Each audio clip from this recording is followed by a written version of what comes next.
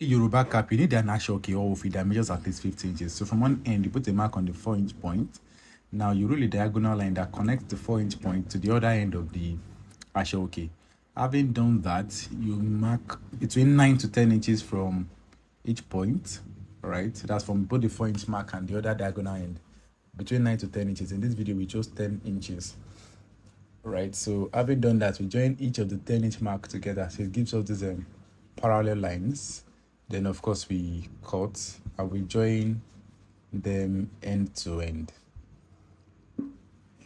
Okay, so it's being joined end to end. So having joined the fifth one, you now join that's the starting point to the ending point together. So it gives you this round dash. Okay, we now have a round shape, as you can see in this part of the video.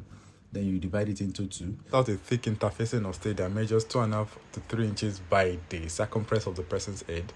You iron it to the cap, and then you cut that out. Then you go over to the sewing machine and run straight lines with half-inch distance between each successive stitch. Then you use that to cut a facing for the cap. Then you also join the facing to the main fabric, and then you top stitch. Right now you close up the cap. You are closing it up by the circumference of the person's head. Then you do that, you then fold the interfacing to the back, and then you top stitch. Right, then you also just run a stitch around the other end just to hold it in place. Then you trim up the next is to make the cover of the cap. So using the main cap, you mark out this circular thing. This is the easiest way I know to make a cap.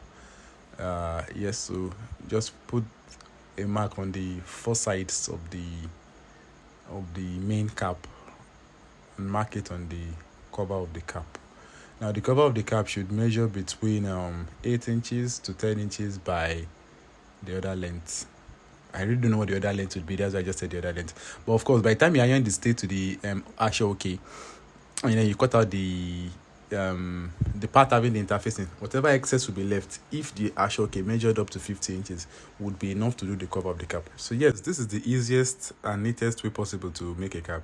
Please share, like, comment, and thank you for watching.